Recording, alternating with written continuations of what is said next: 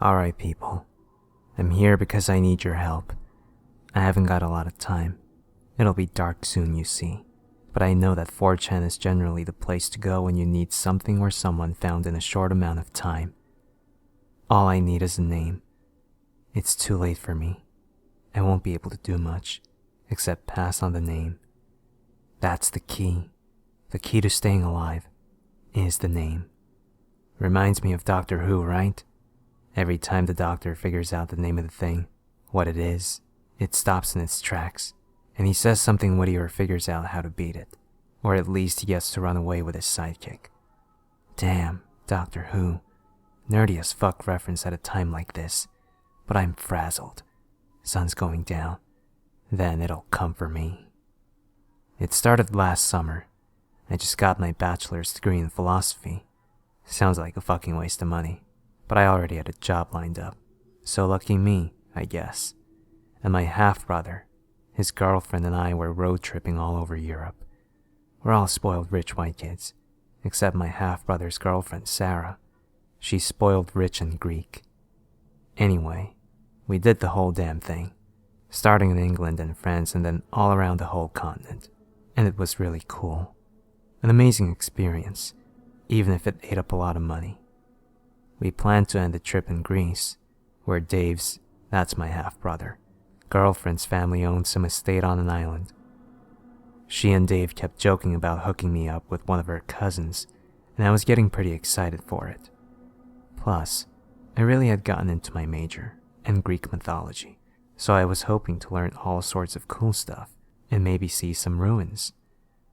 I saw them alright, and I wish I fucking hadn't, but I'll get there. So we get to the island, and we meet Sarah's family, and her cousins are hot alright, fucking gorgeous, but they don't want anything to do with me. In fact, they seem more interested in Dave, which pisses off Sarah more than anything else. So she decides to use me as an excuse to get Dave away from them, and go see some caves on the other side of the island, which hurts my chances with these fabulous Greek ladies even more. But hell, I'm a nerd. Caves are cool, and I wanted to see them. So off we go. And when we get there, it's everything you'd expect. The beaches were all white sands, beautiful and sunny. These caves were volcanic or something. I don't know. But the rock was all black and shiny, like perfect photo contrast. Anyway, Sarah's leading the way, chatting us up the whole time, clinging to Dave. I can tell they're getting all romantic, and they never really wanted me along in the first place. I had just been an excuse to get away.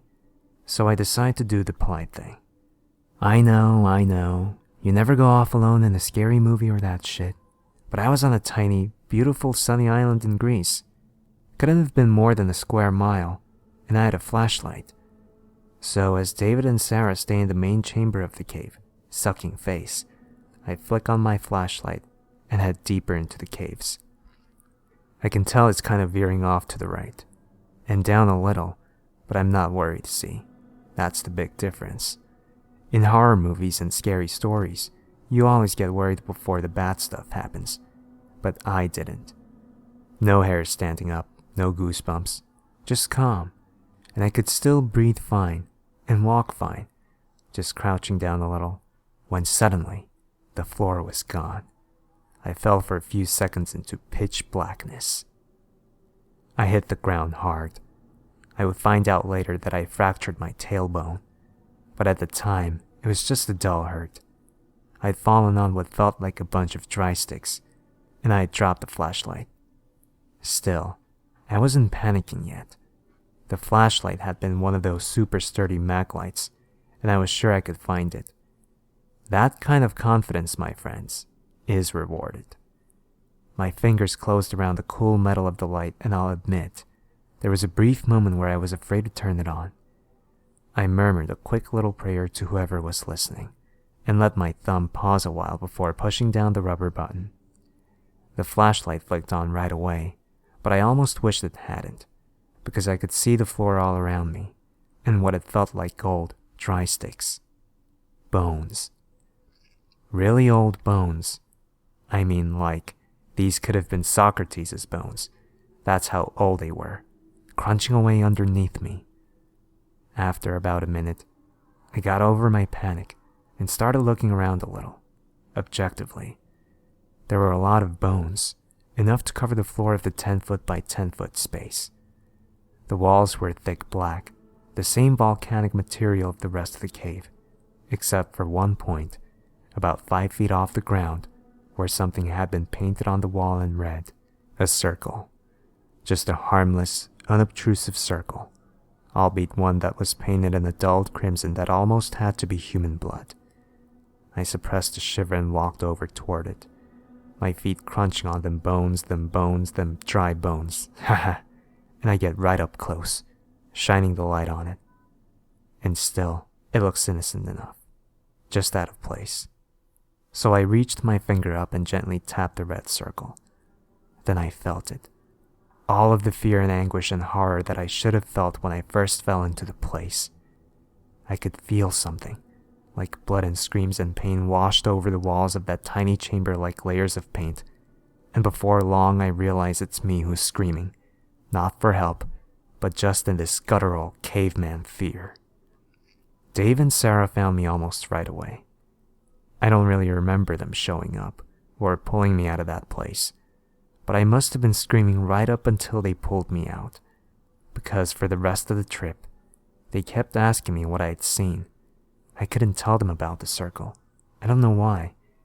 Whenever they asked, I'd just say, "Bones. I saw bones." And for the most part, they left me alone. They had each other. The trip ended 2 days later, and I was incredibly relieved to get on the plane, because since I'd gotten out of that cave, I hadn't been able to sleep. I'm not the kind of guy who can go days without sleep. Hell, I don't even like to stay up that late. But the night after I got out of the cave, I just lay in bed, awake, unable to move, just feeling anxious all over. Every time I'd close my eyes, I'd feel the need to tear them open right away. The second night after the cave, the night before we left for home, was worse. It wasn't just anxiety anymore. It was the feeling that something was making me feel anxious. My eyes would scan the darkness constantly, obsessed with the feeling that there was some entity creeping along the edges of my vision, hunting me, watching me. But I never saw anything. No monsters. Just felt it. But the second I stepped foot on that plane, I felt safe, secure. I slept the whole 10 hours home, and felt well rested enough to forget about the whole ordeal. Until it caught up to me. I don't know exactly how much time passed, not more than 2 weeks, and by then, I honestly had forgotten about the creepiness. I had just started a management position at an office owned by a friend from college, and was adjusting pretty well to all the money I was going to be making. Life was looking up, and I was happy. All was well, yada yada yada. Then it caught up to me. The first night was the same, just anxiety, worry, the inability to sleep. I was concerned, but figured I was replaying the experience, or was maladjusting to work or something. I tried to shut it rationally from my mind and get over it. The night after that, I even got a little sleep. Of course, the third night, the anxiety was back with a vengeance, and I sat in bed all night, lights on, looking and listening for something. Something that was out there, hunting.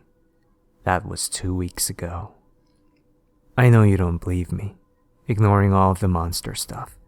A person can't go that long without sleep, but I must have. I can account for every single minute that's passed these last 2 weeks. During the day, I'm fine. I did take naps. That's probably what saved me. But every night, the anxiety would get stronger and stronger, and the feeling that something was there would overwhelm me. I knew it now, knew it was some tangible, existing monster, but I just couldn't know what it was.